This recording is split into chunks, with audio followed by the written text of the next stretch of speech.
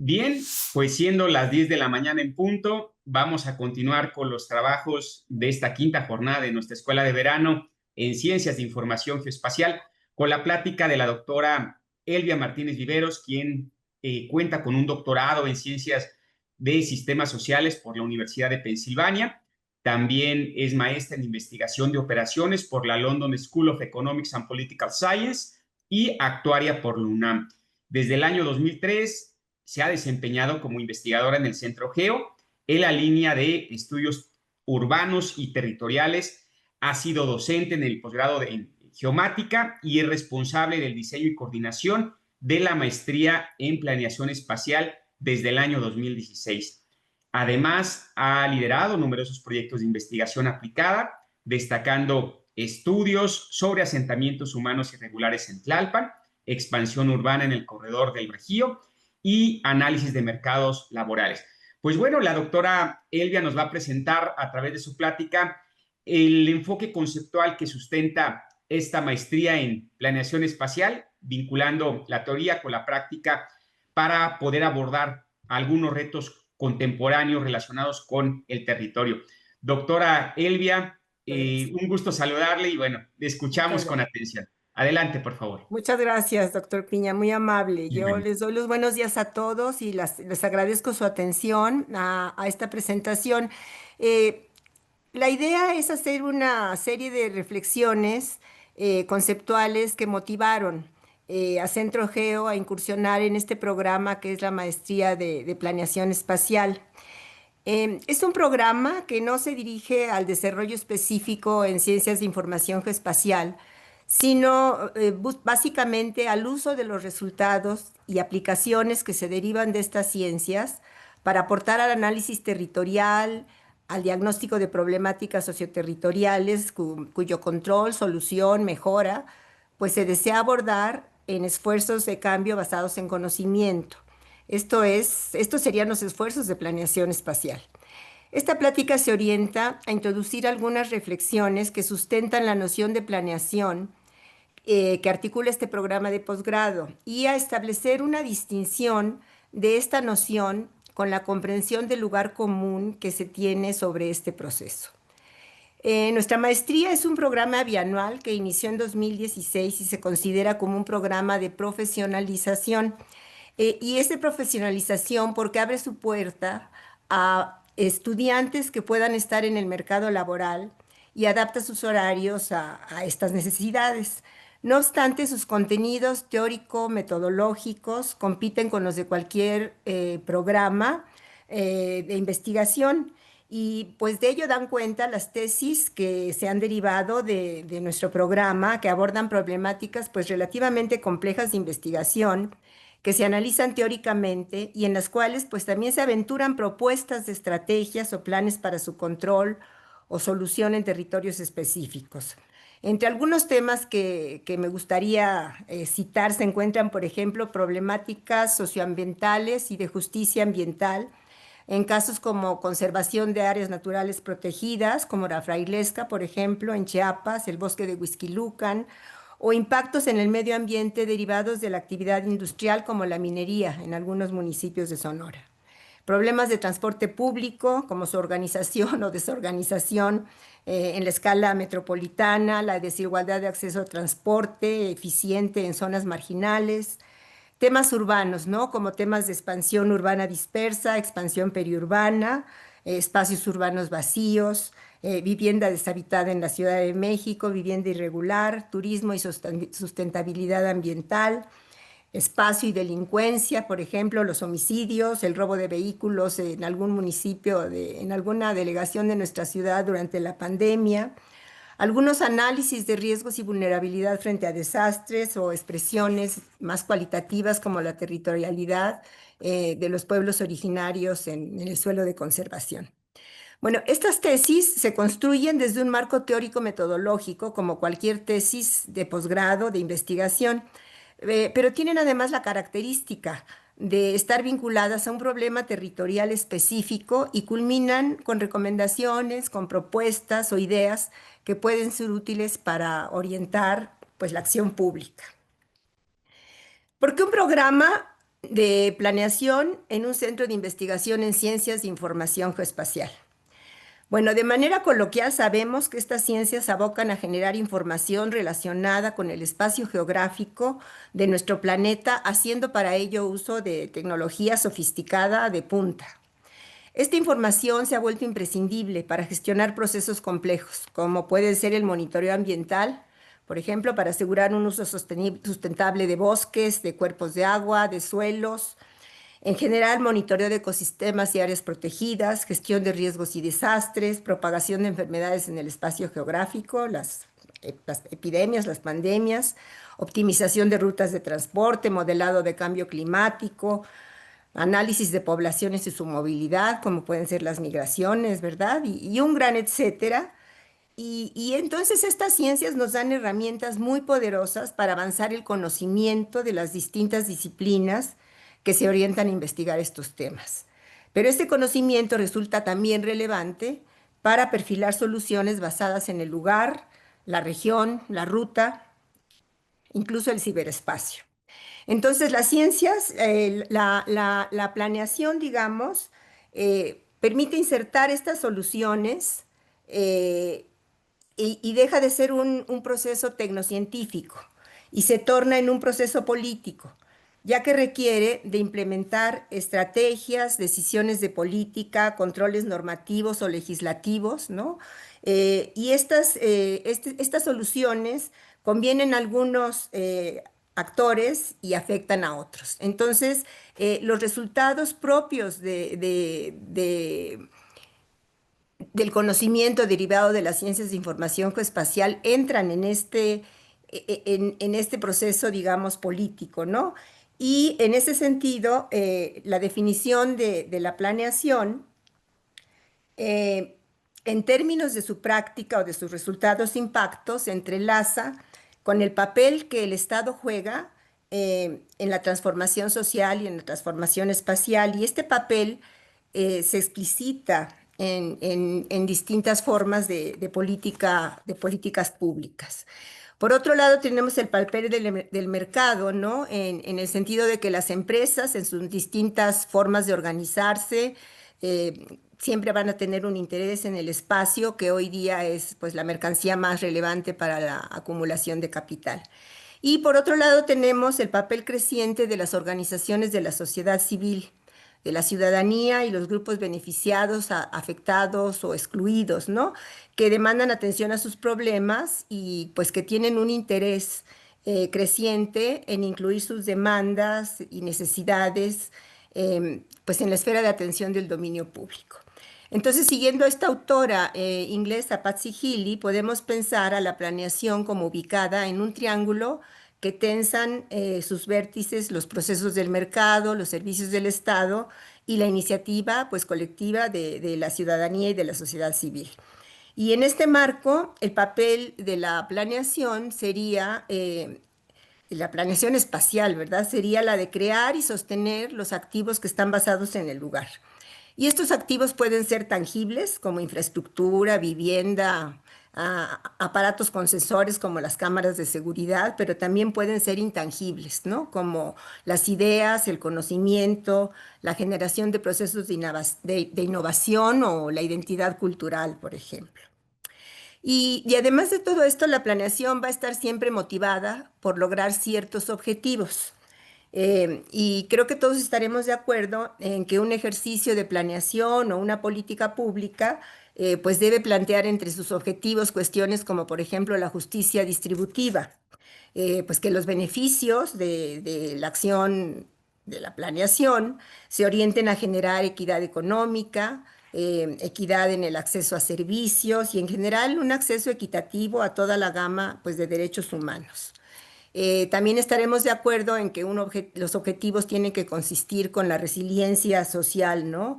Como esta posibilidad de generar capacidades para que población, grupos sociales, empresas, lugares mantengan su integridad y propósito frente a situaciones de cambio drástico, a situaciones de crisis, como puede ocurrir pues, en un desastre, un sismo, una inundación o una devaluación económica. Y este cambio drástico nos tiene que obligar a enfrentar nuevas circunstancias y se requiere de una capacidad, pues, de adaptación para mantener aspectos fundamentales de la integridad, ¿no? Para poder pasar a un nuevo equilibrio, digamos. El tema, digamos, de la cohesión social, ¿no? Y la identidad que nos remite a objetivos que permitan que los habitantes de un lugar, los miembros de una comunidad, pues compartan un sentimiento de pertinencia, de solidaridad, de responsabilidad mutua y de integración social. O sea, sería un objetivo que orienta el funcionamiento saludable de cualquier sociedad y facilita la construcción, pues de un entorno que promueva la cooperación, el bienestar general, la paz social. El bienestar ambiental en situaciones actuales como las del cambio climático, pues no hay más que decir que tendría que ser uno de los objetivos prioritarios de cualquier acción de planeación. Y bueno, siempre vamos a tener como objetivo la vitalidad económica, porque se relaciona con el crecimiento de la base económica de un lugar, de una región, de un territorio. Pero lo que es claro es que estos objetivos entre ellos entran en contradicción, porque con frecuencia la vitalidad económica pues no conlleva justicia distributiva o no necesariamente tendrá que estar muy de acuerdo con sacrificar beneficios en función del bienestar del medio ambiente, por ejemplo, ¿no? Entonces, entre todos estos tipos de objetivos no hay un balance, no hay un consenso, privan tensiones, conflictos, contradicciones, ¿no? Entre estos intereses de grupo y digamos, siempre los políticos y directivos van a tener un interés en, desde el poder dictar lo que debe de ser. Y mientras que los representantes del público, de la ciudadanía, siempre van a tener interés en ganar legitimidad entre sus electores. Los grupos de planeación van a tener un interés en poder aplicar su inteligencia, su conocimiento, sus formas de diagnóstico. Y bueno, también vamos a tener en cada contexto intereses, ¿no? De las distintas partes que están directa o indirectamente vinculadas, ¿no? Lo veíamos muy claramente en la presentación anterior de la doctora Julieta, ¿no? Cómo los intereses sobre el territorio varían, ¿no? Entre los distintos países, los grupos étnicos, los intereses económicos, etcétera. Y siempre va a haber un interés de la población, de los grupos sociales, de que sean beneficiarios de esta planeación en ser incluidos en este tipo de beneficios. Y en este marco, los planificadores van a carecer de una influencia exclusiva en los territorios, porque hay desarrolladores, hay empresarios, hay políticos y hay otros actores que también dan forma al desarrollo, pues, de la ciudad, de la región o del lugar, ¿no? Y esto implica que los planificadores no solo planean lugares, no solo aplican los resultados de algún modelo, sino que negocian, pronostican, investigan, encuestan, organizan el financiamiento, entre muchas otras de sus funciones. Pero en nuestro país, los planificadores con la mayor frecuencia no son profesionales de planeación, no son académicos de la planeación. Es casi una regla que los gobiernos locales emplean a personas con distintos perfiles para desempeñar funciones de planeación y que en general se desempeñan en el marco de rutinas burocráticas dictadas desde las cúpulas sectoriales sin atender a la gran variedad de contextos y necesidades territoriales. Y entonces el papel de los encargados de la planeación varía entre lugares, varía entre momentos históricos y en ese sentido a mí me gustaría resaltar algunas ideas fuerza sobre la planeación. Primero, es un proceso intencional de toma de decisiones para emprender acciones que resuelvan una problemática, logren algún objetivo, induzcan algún tipo de comportamiento acorde con la guía del cambio, ¿no? Y en este sentido nos podemos quedar con esta noción de que la planeación es un proceso intencional que intenta guiar el cambio. No necesariamente entonces es un proceso de aplicar rutinas burocráticas dictadas desde las cúpulas. También la planeación se refiere a distintos horizontes temporales, escalas territoriales, un país, una región, un lugar, o a redes funcionales, ¿no? Como mercados, corporaciones, transportes o redes carreteras, y también distintos niveles de gobierno. El objeto y el alcance de la planeación, pues abarca desde problemas o procesos muy simples y relativamente estables, hasta procesos que son muy dinámicos y muy complejos, ¿no? O sea, eh, un proceso muy simple podría decir, bueno, ¿cuál sería el lugar óptimo para ubicar una gasolinera de tal manera que pueda obtener, maximizar mis ventas? Sería un ejemplo muy simple, ¿no? Pero tenemos procesos muy complejos y muy dinámicos, como pudiera ser, digamos, el ordenamiento de las redes de transporte, por ejemplo, en nuestras zonas metropolitanas, que son tan caóticas y tan dinámicas. Entonces, además, la planeación se lleva a cabo por diversos actores sociales y diversos actores económicos. Se da en distintos niveles de gobierno, en corporaciones privadas, por grupos de la sociedad civil o incluso por individuos, ¿no? Por algunos líderes locales de distintos lugares, ¿no? Y la planeación también conlleva significados diferentes, ¿no? Que responden al desarrollo sociocultural y al desarrollo económico en diversos momentos históricos, en diversos tiempos y en diversos contextos geográficos, ¿no? Y con estas ideas lo que quisiera dar es una noción de planeación más amplia que nos aleje del modelo racional exhaustivo que se plasma en los planes de desarrollo, y que nos aleje de los diseños en las cúpulas y de su instrumentación a través de mandatos que fluyen por las jerarquías de las burocracias. También que nos aleje del modelo del marco lógico, con esta idea de que planeación es plantear una visión, la misión, las fortalezas, las debilidades, los diseños de los cursos de acción, y también que culmine todo en la escritura de un plan como fin de la planeación, planes que se quedan obviamente en los anales del olvido. Estos tres elementos que perfilan el modelo racional exhaustivo, el marco lógico, la escritura del plan, son el lugar común al que el término de planeación apela y consecuentemente son también el pilar en la práctica hegemónica, sobre todo en las instituciones públicas y en los sectores y niveles de gobierno. Sin embargo, la planeación es más que eso. La planeación no tiene un núcleo de acción aceptado, ni colectiva, ni teóricamente. Su contexto institucional es inestable, es variable. Hay muchas visiones de la planeación de planeación y cada visión pues prevé un cuerpo de conocimiento y un papel distinto para este proceso. Y el interés en la maestría de planeación espacial pues es expresar estas visiones, estudiarlas, analizarlas, ver sus aplicaciones, sus fundamentos teóricos y sus herramientas metodológicas, y también entender el momento y el lugar en que se han aplicado las distintas formas de planeación.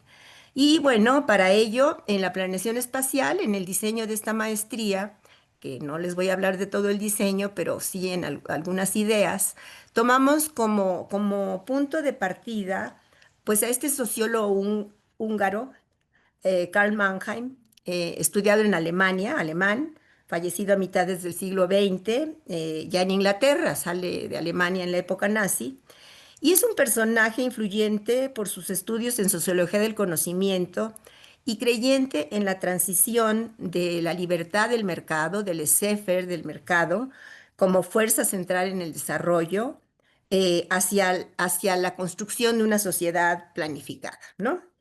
Y en su aproximación, Mannheim ve a la planeación como un proceso de construcción de una sociedad cuyo desarrollo histórico se intenta regular por el hombre, desde ciertas posiciones centrales, básicamente desde las posiciones, pues, del poder propio del Estado, ¿no? O sea, él cree en la planificación a partir de tener una estructura regulada desde el Estado. Y este tipo de regulación humana que nos plantea Mannheim demanda que los profesionales de la planeación comprendan cómo operan las fuerzas generales de la sociedad y las etapas concretas de su desarrollo. Esto es que comprendan el escenario en que los factores únicos de una coyuntura coinciden con fuerzas estructurales y dan la oportunidad a la acción de regulación. O sea, efectivamente hay factores estructurales que de alguna manera condicionan las problemáticas económicas y sociales, pero la creencia de Mannheim es que hay coyunturas específicas en que se puede poder tener la oportunidad de proponer formas para generar un cambio. Pero sin embargo, él dice, para planear necesitas primero conocer y para conocer necesitas investigar. En otras palabras, los planificadores requieren descubrir las posiciones centrales para sus actividades regulatorias al analizar los aspectos generales de la estructura social en relación con situaciones particulares y cambiantes que sean únicas en un momento y en un lugar. El pensamiento planeado, nos dice Mannheim, no permite ocurrencias accidentales, ya que los fenómenos generales y únicos deben comprenderse en el nivel de su funcionamiento esencial. Y estas operaciones intelectuales en este nivel se hacen por principios sugeridos primero por Francis Bacon y desarrollados después por John Stuart Mill, quien los llama principia media. Y en la metodología de Mannheim, estos principia media representan leyes espaciales regularmente recurrentes, relaciones espaciales de cierta fase histórica en un escenario particular. Y entonces, en el nivel del pensamiento planeado, comprender la estructura social y la agencia social se ayuda por conocer estos principios que precisamente median entre la situación social única y las fuerzas sociales generales, ¿no? Y bueno, en suma, la planeación, nos dice, es la acción o la práctica que surge de un pensamiento racional, involucra acción política y guía el cambio. Y en este sentido, habría que preguntarse sobre el significado de lo racional del pensamiento en la planeación. Eh, la racionalidad, pues, se plantea como una capacidad de pensar, razonar y tomar decisiones de manera lógica y coherente, pero hay muchos tipos de racionalidad. La racionalidad formal, por ejemplo, implica la aplicación de reglas y lógica en la toma de decisiones. La racionalidad sustantiva conlleva la actuación acorde a valores, a preferencias. Soy racional porque creo que esto es lo bueno, lo correcto. La racionalidad económica, por ejemplo, conlleva la toma de decisiones que permitan maximizar la utilidad, ¿no? Entonces, en general, cuando se habla de planeación, se tiende a pensar en la racionalidad económica, que responde a los intereses del mercado, o en la racionalidad técnica, que es común en contextos matemáticos o científicos, donde se busca maximizar la utilidad o el beneficio de una acción, y que responde a un enfoque mecanicista de causa y efecto, y que pasa por alto las relaciones sociales, ¿no? Entonces, ahí planteamos la racionalidad del mercado, donde el fin es el interés privado de individuos o empresas, se basa en análisis de costo-beneficio y no considera, por ejemplo, intereses de los trabajadores o del medio ambiente, y que parte de la hipótesis de que si el capital logra sus intereses, habrá crecimiento económico y el mercado se encargará de la distribución de los beneficios, ¿no? Y frente a esto, en contraparte a esto, la planeación también se ha practicado en algunos lugares y en algunos momentos con base en racionalidad social, que es una forma de racionalidad que se plantea frente a la desigualdad que generan las fuerzas del mercado y que considera que la razón se ejerza en favor de un interés colectivo. Y bajo esta racionalidad, el desempeño del mercado se debe reemplazar o se debe controlar con planeación. Entonces, la planeación pública lo que tendría que hacer es reivindicar esta racionalidad y considerar temas de satisfacción de las necesidades de la población, pues la posibilidad de canalizar subsidios, por ejemplo, para motivar acciones específicas, redistribuir ingresos, considerar la cultura, preservar la identidad, apoyar el medio ambiente, etcétera. Y bueno, en el marco de este pensamiento racional social, Friedman nos dice que la planeación en el dominio público ocurre en sociedades organizadas territorialmente en las cuales la racional del mercado y la racionalidad social contienden para dominar. Otro tema para reflexionar cuando hablamos de planeación son las formas de sus discursos. La comunidad de discurso con las que se relacionan los planificadores, pues se nutre por tres corrientes que, aunque aquí las separamos en la lámina, surgen de una fuente común. El primero es el discurso moral, que está preocupado por la elección ética sobre cómo debemos convivir. El discurso técnico, que está interesado en cómo podemos de manera efectiva y eficiente relacionar los medios con los fines, ¿no? Para lograr los propósitos. Y el discurso utópico, que está preocupado con imágenes visionarias de la buena vida, ¿no? Cómo hacemos que el espacio urbano se vea más bonito. Cómo hacemos lugares saludables, lugares bonitos, ¿no? Estos tres discursos están interrelacionados y la virtud especial de la práctica de planeación es que los considera en su conjunto.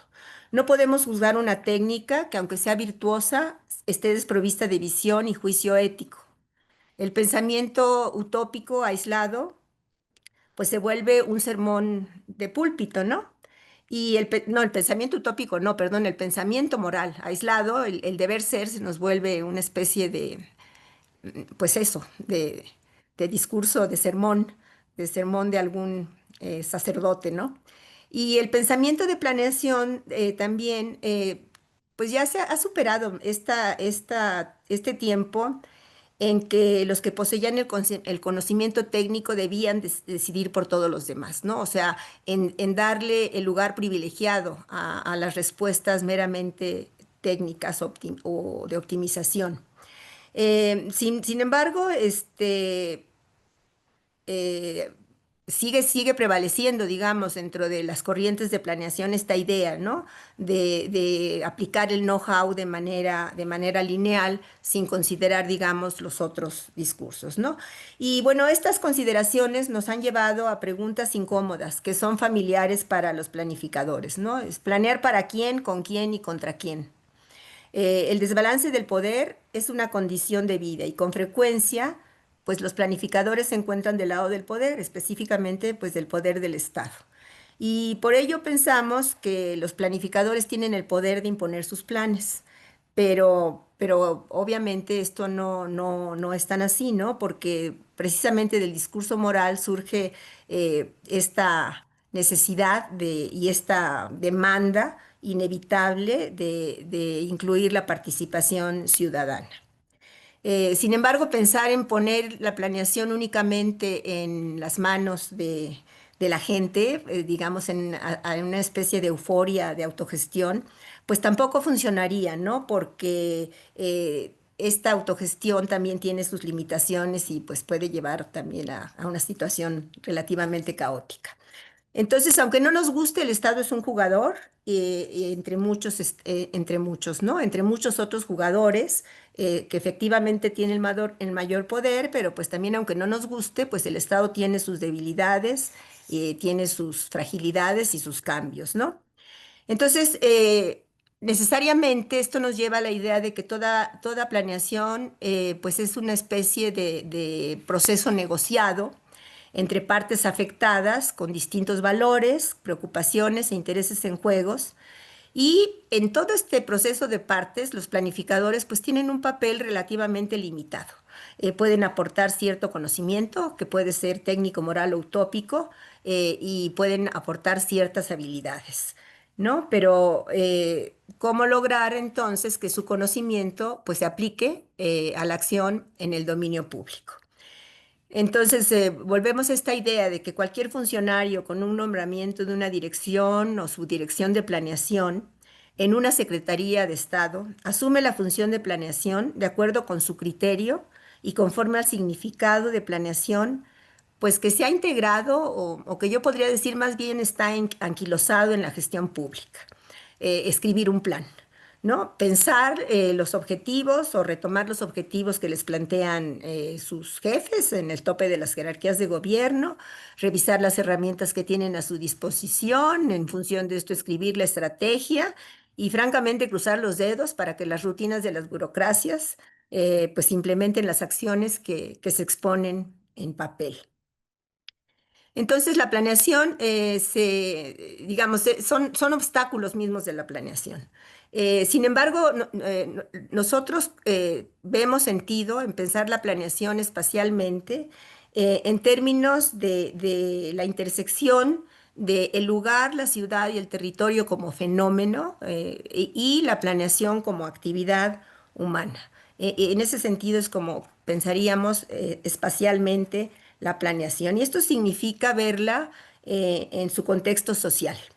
¿No? En los ochentas, por ahí de los ochentas, había dos autores, Deere y Scott, que argumentaban que la planeación no es una ocurrencia moral o científica, sino que está integrada en las relaciones sociales. Es un evento social y deriva su lógica espacial y su significado histórico del patrón de una sociedad como un todo. Y por eso la investigación sobre planeación requiere estar atada a la construcción del espacio físico y del espacio social, y fundamentalmente del espacio social. También cuando pensamos la planeación, debemos pensarla como parte de la producción y de la reproducción de las relaciones sociales de poder. Las prácticas de planeación pueden de hecho replicar y legitimar las relaciones de poder pues, de la ciudad capitalista, pero también pueden retar el exceso de capitalismo. En 1969, Howe pensaba que los usos del suelo de la ciudad, los vehículos, las razas y etnicidades, los hombres, las mujeres y los niños estaban planeados de manera inadecuada. Y decía que el desorden, el dolor y el caos del urbano evocaban el ideal alternativo de la ciudad racional.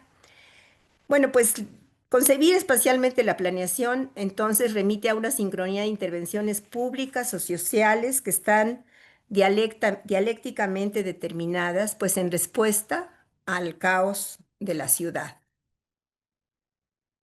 Y ya hemos dicho, pues, que la planeación es un modo de pensamiento que engendra acción. Pero, ¿qué hacen los que practican la planeación?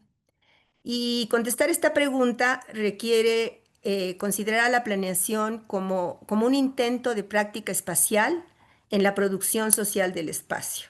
Esto es, los planificadores no hacen planes, hacen espacio. Y esta afirmación sigue a múltiples autores que han escrito sobre el tema y entre ellos aquí yo cito a David Perry.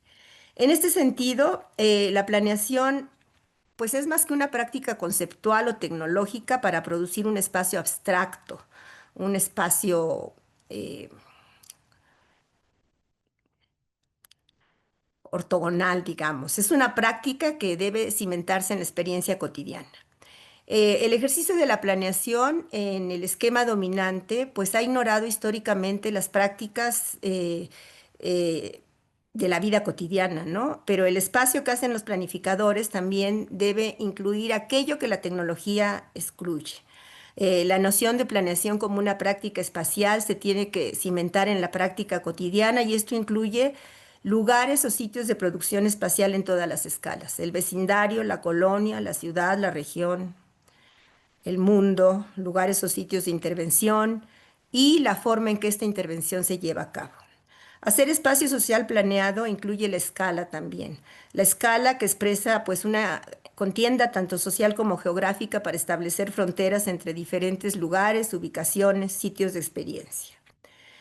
Bueno, también la planeación se basa en teoría. Y aquí, digamos, en este esquema que sigue a Faludi, nos remite a que la práctica de planeación pues requiere de un basamento teórico. Y Faludi distingue dos niveles teóricos que están relacionados con la planeación. El primero concierne con los comportamientos o las actividades y procedimientos que despliegan los actores involucrados o los grupos de planeación. Son teorías que explican a la planeación como una actividad intencional de grupos y personas, ¿no? A estos les llama teorías de planeación. Y por otro lado, tenemos las teorías en planeación, ¿no? Que son las teorías sustantivas para entender los sistemas o los subsistemas que son sujetos de planeación. O sea, para comprender, digamos, la planeación, en términos procedimentales, en términos de lo que se hace en los grupos de planeación, tenemos que comprender los procedimientos que dan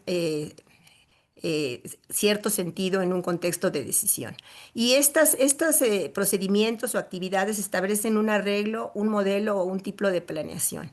Y hay muchos tipos de planeación digamos, en contraparte al modelo de la planeación estratégica racional, orientada desde la cúspide, pues tenemos otras formas de planeación en las cuales los grupos de planificadores asumen papeles distintos, como la planeación comunicativa, la planeación de defensoría, donde los planificadores hacen papeles digamos, de mediación entre distintos grupos, la reforma social, la movilización social, el aprendizaje social, ¿no? Son distintos modelos de planeación que abordamos en nuestra maestría digamos, ilustrar cómo se han aplicado en distintos momentos y en distintos tiempos y en qué tipo de problemas.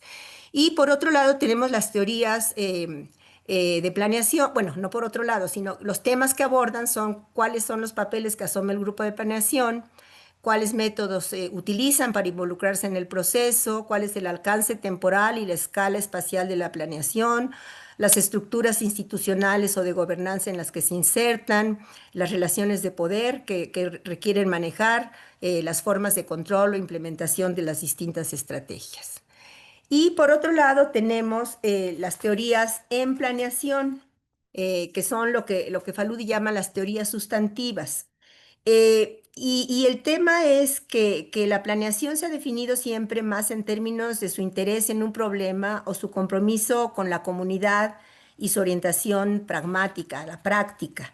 Pero los que practican la planeación tienden a apoyarse más en su intuición que en la teoría. Sin embargo, es importante que la acción que se deriva en la planeación esté apoyada en una especie como de teoría asimilada. Entonces, la planeación tiene que tomar pues prestado de otras disciplinas y definirse y defenderse diferenciándose pues de sus vecinos. Digamos, junto a la arquitectura hay que enfatizar las relaciones sociales, no solo la belleza del paisaje, ¿no? En relación a la descripción geográfica de lo territorial, pues habría que orientarse a la política, ¿no? Como lo estaba explicando claramente la doctora Fuentes, ¿no? Y bueno, en este sentido, la planeación debe tomar prestado de otras disciplinas el conocimiento, pero lo debe hacer con cautela y con rigor, evitando tomar ideas o conceptos fuera de contexto o sobresimplificándolos. Debe usar la teoría para ver cómo la economía, política nacional y local y la historia influyen en la imaginación colectiva y las posibilidades de acción pues, que esto le da. Entonces, el planeador debe conocer estas disciplinas para retomar sus conocimientos, pero obviamente la pregunta es, pues, ¿cómo? ¿Cómo lo puede hacer? No es posible que el planificador, pues, sepa de todo, porque el que sabe de todo no sabe de nada, ¿no? Entonces, ¿cómo abordar el dominio sustantivo de planeación en los grupos de planificación?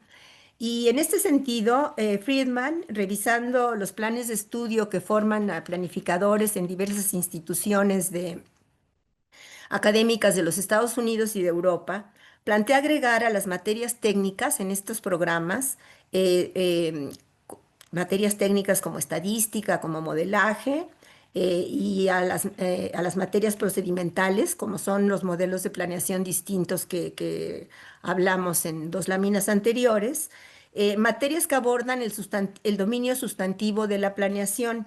Y en este marco, este autor nos aventura 6 procesos que él llama macroprocesos que producen el espacio, procesos socioespaciales que se intersectan en la producción del espacio y que ve como responsables de estructurar los espacios de vidas que habitamos. Bueno, a través del estudio de estos macroprocesos, considera este autor que el planificador puede ganar cierto conocimiento transdisciplinario y ser capaz de acercarse a los expertos especialistas para informar el análisis sustantivo de las problemáticas socioespaciales que aborda. O sea, el planificador no tiene que saber todo, pero tiene que tener una idea de cómo se estructuran estos procesos que estructuran el espacio y pues tener la humildad de acercarse a los expertos para tratar de construir una forma transversal de ver las problemáticas que está trabajando y no proponer estrategias políticas solamente en el marco de su intuición, eh, por muy aguda que esta intuición sea. Entonces, decimos que el estudio de estos procesos pueden proveer al planificador de cierto conocimiento especializado sobre la realidad social y también de un método para llegarse al expertise teórico que informe sus propuestas y sus procesos, ¿no? Y bueno, en nuestra maestría, digamos, tenemos un pilar. Uno de los pilares de la maestría es tratar de tener ciertas materias que enseñen a los estudiantes un poco no un poco, sino que enseñen cómo abordar temas como la urbanización, ¿no? La producción de la forma y la estructura del espacio urbano, abordar temas de espacio y desigualdad, de desarrollo, crecimiento y cambio regional, de medio ambiente y sustentabilidad, política pública y gobernanza territorial y construcción del lugar y del espacio público. Y en ese sentido concluyo con esta lámina, digamos, que nos resume de manera muy sintética lo que enseñamos en nuestra maestría. Teorías de planeación, cómo conceptualizamos el proceso de la planeación, teorías en planeación, cómo se aprende la problemática, y tenemos una base de información geoespacial y análisis espacial que nos permite tener conciencia de las herramientas que podemos tener disponibles de las ciencias de información geoespacial para los procesos de planeación. Muchas gracias por su atención. Al contrario, doctora Elvia, muy agradecidos con usted por su enriquecedora e interesante charla que nos comparte. Y bueno, por aquí ya tenemos varias preguntas de parte de nuestro querido público, por lo que pues procedo a darles lectura. En la primera nos la plantean vía Zoom, Erika, y pregunta, ¿cómo planear de manera autónoma? Si desde instancias internacionales nos dictan cómo se deben estructurar los planes de desarrollo municipal, tomando en cuenta que las necesidades no son las mismas. ¿Cómo fortalecer la acción colectiva en municipios urbanos si predomina el pensamiento individual? Leo algunas de ellas porque creo que están relacionadas. También nos pregunta Rebeca Andrea Mesa Medina vía Zoom, ¿cómo podemos replantear los instrumentos tradicionales de planeación urbana para que no reproduzcan lógicas de exclusión y desigualdad espacial, sino que integren saberes locales, memorias colectivas y formas de habitar disidentes en la producción del espacio urbano? ¿Verdad? Y también nos preguntan, digo ya, abusado también un poco, ¿verdad? Por YouTube, ¿por qué la geografía debe orientarse a la política? Doctora Elvia, si nos hiciera a favor de responder a estas preguntas. Muchas gracias. No, muchas gracias a usted, doctor Piñas. La primera, yo creo que la lámina la planteé mal. Respondo a la tercera pregunta primero de manera muy puntual. La geografía no debe orientarse a la política. Eh, el, el planificador requiere tomar conocimientos de la geografía y darles una comprensión política o de política, ¿no? No pretendo yo cambiar la geografía de ninguna manera, ¿no? Y las otras preguntas, pues, son realmente las inquietudes fundamentales que atañen a alguna persona como yo que se forma, digamos, en un esquema de planificación eh, con modelos más plurales en distintos contextos, que hace un estudio, digamos, de cómo la planeación ha evolucionado a lo largo de la historia en distintos países, con distintos modelos, algunos con éxito y otros sin éxito, y ver en la realidad de nuestro país que tenemos una única idea de planeación. ¿No? Una única idea de planeación que es este modelo de hacer planes bajo un esquema único, dictado de antemano, en donde yo recuerdo que en algún momento los planes requerían nada más 3 objetivos y por cada objetivo 3 líneas de acción, ¿no? Entonces se vuelve algo que es totalmente burocrático, totalmente divorciado de la realidad, que homogeneiza toda la realidad de un país con un crisol tan diversificado como el nuestro en términos culturales, en términos productivos, en términos de identidades, Y finalmente, digamos, ahora todavía vemos cómo, a pesar, digamos, de los cambios políticos y de la apertura y del interés que uno de repente intuye que hay por incluir a la diversidad, la planificación se sigue practicando de manera homogénea. En un municipio pequeño de Oaxaca o en un municipio muy industrializado, digamos, del Bajío, por ejemplo, ¿no? Donde las actividades económicas, productivas, las identidades culturales son distintas, se considera que un mismo modo procedimental puede lograr un cambio para beneficiar a las personas. Entonces, ese sería, digamos, la motivación central de la maestría, ¿no? Formar personas que tengan un pensamiento diferente. ¿Cómo lograrlo? Pues no estoy yo en la posibilidad de decirlo, soy una humilde investigadora, este, y digamos que yo creo que la motivación de la maestría en Centro Geo, es decir, cómo podemos realmente pensar en que el espacio social y la realidad territorial de nuestro país es tan diversa. La conocemos a través de los estudios que se hacen en en nuestro centro de investigación, pero la planeación uniforma todo, homogeneiza todo, ¿no? Entonces, bueno, pues hay que pensar en formar estudiantes, ¿no? Que es lo que podemos hacer desde nuestro humilde nicho. Por otro lado, ¿cómo hacer una planeación autónoma? Yo no estoy tan segura que la planeación deba ser autónoma. Yo creo que la planeación debe ser participativa, debe de ser un ejercicio colectivo. Eh, no nada más en la implementación, sino en la reflexión sobre el quehacer, en el conocimiento de la problemática. El planificador no debe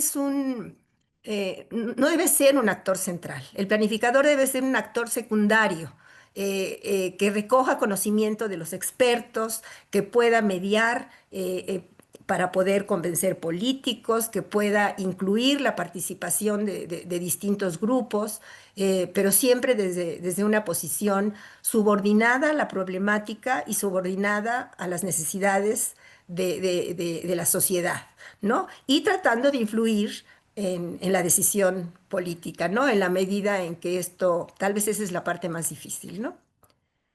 Entonces, bueno, no sé si respondo la pregunta o genero más inquietudes. Claro que sí, doctora, las responde de manera muy, muy puntual, ¿verdad? Y correcta. Y bueno, tenemos también por aquí muchas felicitaciones, algunos comentarios. Yo creo que todavía tenemos tiempo de poder plantearle alguna pregunta adicional. Nos dicen también aquí, Edith Marcial, la planeación debe ser un acto global y local, pues cada territorio no es independiente de otros, pero sí son diferentes entre sí. ¿Cómo planear colectivamente cuando no hay confianza en las instituciones gubernamentales? Siempre han existido ejemplos puntuales de vecinos que se organizan y defienden su barrio. ¿Cómo llevar eso a niveles más grandes? Doctora, si nos hiciera favor de contestar esta pregunta adicional, abusando un poco de su tiempo. Muchísimas O gracias. sea, son preguntas que yo misma me hago. Yo no tengo todas las respuestas. Yo no creo yo creo que la planeación debe atender situaciones específicas. Planear un cambio global, social de un país o en escala muy amplia, eh, pues no estoy segura que pudiera ser factible. Probablemente en algunas temáticas específicas pudiera hacerse, ¿no? Este, no sé, por ejemplo, a lo mejor con algunas políticas de salud que efectivamente pudieran lograr cierto tipo de de mejoras, ¿no? Pero incluso, por ejemplo, en temas como la educación, o sea, plantear un modelo único de educación, por ejemplo, vamos a planear la educación de todo el país bajo un modelo único, pues está difícil, ¿no? Yo creo más bien en planear territorialmente, ¿no? Y en distintos lugares o cierto tipo de territorios, sí pensar en que las problemáticas no están divididas, sino que se retroalimentan entre ellas, ¿no? Que no podemos planear la salud sin tomar en cuenta la educación para la salud, no podemos planear la vitalidad de ciertas empresas sin tomar en cuenta sus impactos en el medio ambiente, ¿no? Entonces, lo que sí se puede pensar es en que las problemáticas están entrelazadas y que no podemos dividir en sectores de actuación de acuerdo a cómo está organizado el gobierno los problemas, ¿no? O sea, no hay una... habría que entender, digamos, la realidad socioterritorial y pensar en distintas vías de acción para ir mejorando en lo que pudiera llamarse el bienestar del medio ambiente y de la población, el bienestar socioambiental en ciertas unidades territoriales, ¿no? Pero no creo yo en el modelo único o en la estrategia general para cambiar todos los problemas, ¿no? Claro que sí, doctora. Pues nuevamente externarle nuestro agradecimiento por sus respuestas, interesante charla, y le reiteramos, doctora Elvia, nuestro agradecimiento. Muchas gracias a ustedes. Gracias.